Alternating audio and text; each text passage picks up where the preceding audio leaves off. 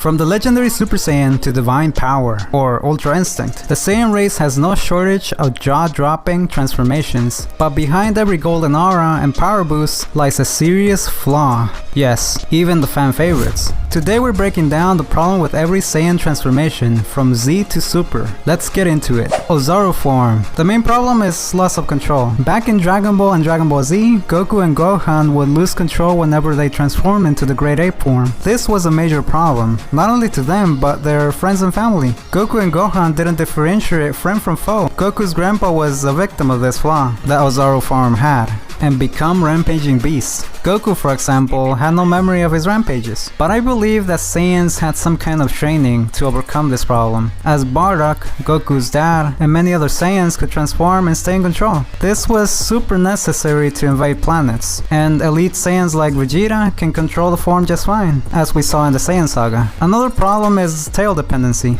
The transformation requires a Saiyan to have his tail and look at the full moon, or a similar light source that reflects blood sway waves. The tail is easily removed or cut off, which instantly ends the transformation. It's a massive weakness. There's also the environmental limitations. The transformation requires a moon or a similar light source, like Vegeta's artificial moon. If there's no moon or it's destroyed, as Piccolo did to Earth's moon, the form is inaccessible. Size versus combat practicality. The Great Ape's size makes it an easier target and limits the mobility and technique variety.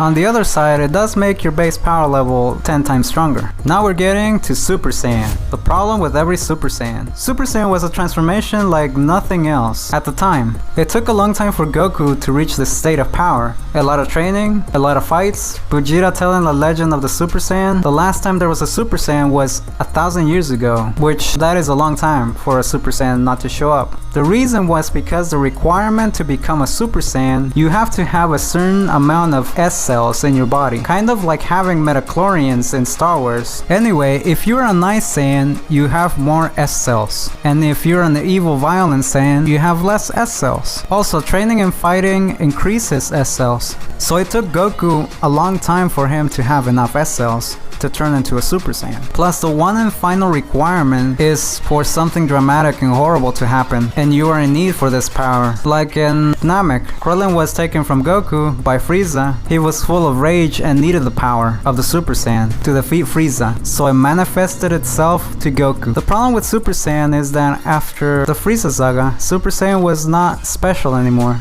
Once the Buu saga started, Super Saiyan was obsolete, and it was easily accessible, as Vegeta stated. And Goten got it easily. Goten got scared of Chi-Chi and transformed into a Super Saiyan, while Goku, Vegeta, Gohan, Future Trunks had to go to hell to reach the transformation. It doesn't get better as we go further, since in Super, the Super Saiyans from Universe 6 transformed just like that. No rage required, no further training. So the problem with Super Saiyan is, just like Vegeta said, it's a Super Saiyan bargain sale. It's not special anymore. Super Saiyan 2. Super Saiyan 2 is basically Super Saiyan on steroids. It's faster, stronger, and more destructive. But here's the catch. Emotional reliance is still a thing. Gohan only unlocked it after an emotional breakdown. Plus, he had to train with Goku for a year in the hyperbolic time chamber and push himself to the limit. Super Saiyan 2 is not an easy transformation. Goku, the first after thousands of years to master Super Saiyan, wasn't able to achieve it. Much later he did, but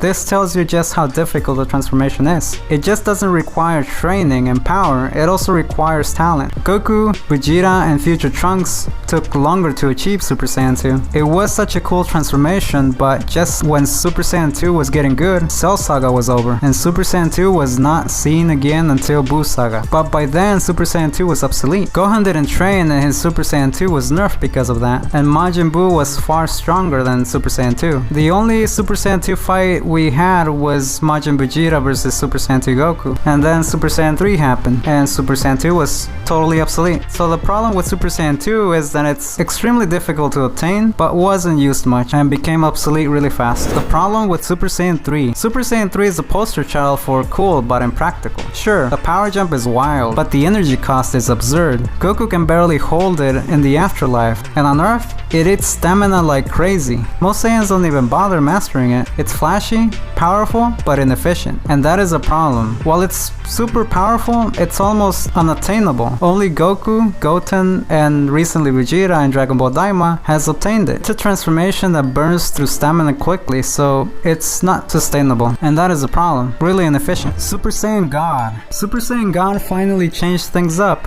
It's calm, sleek, and God tier. But guess what? It's temporary. The original ritual requires 5 Saiyans, and while Goku retains the power later, it's not really scalable or stable for others. Plus, we really see it used after its debut because it's outclassed fast by Super Saiyan Blue. And there lies the problem. The problem with Super Saiyan God is that it requires 5 other Saiyans, pure of heart, for the ritual. It's a power that Goku didn't train for. It was more given to him, unlike the other Saiyan transformations. You can't really scale it in power level sense. It's so far apart from Super Saiyan that power level measurements don't really work anymore, and it was obsolete pretty fast by Super Saiyan Blue. Now we're into blue territory. Super Saiyan God Blue, Super Saiyan God Super Saiyan. On paper, this should be perfect, but in practice, it's got massive energy and efficiency. Every punch drains stamina. Vegeta even develops Blue Evolution to fix this. It's powerful, sure, but requires insane control.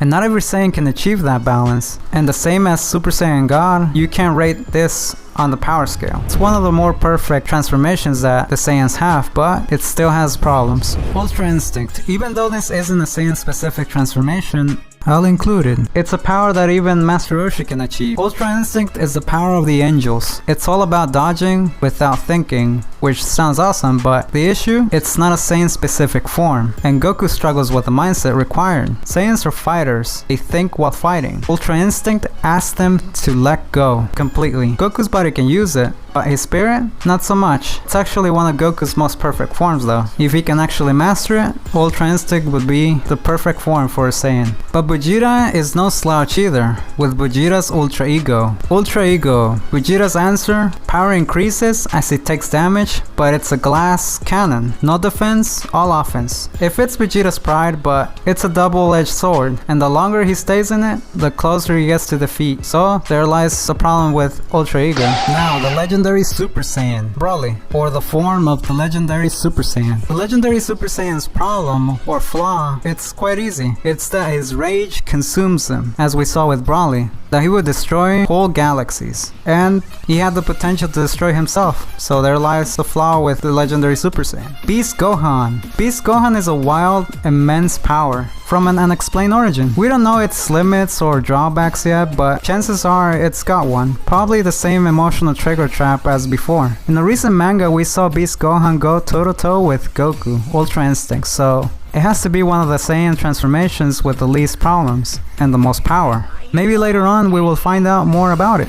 Now, an honorable mention, Super Saiyan 4. It might not be canon, but it's a Saiyan transformation. And just like the rest, it has its problems. Problem number 1, you need to have a tail. Well, in Daima, that wasn't a requirement. But in GT, it was. Also, in GT, you had to look at the moon to turn into a Ozaro, and ultimately reach Super Saiyan 4. The problem has to be that it isn't canon. A very cool transformation though. Also, you need to control your Ozaro form. So, what does this all mean? Every Saiyan transformation is awesome, but they're not without flaws. From stamina drains to emotional triggers to energy control issues, each form gives and takes. Which one's your favorite, despite its flaws? Smash that like button if you learned something new, subscribe for more deep dives, and let me know in the comments which Saiyan form will you want and why. Until next time, stay powered up and stay safe everyone.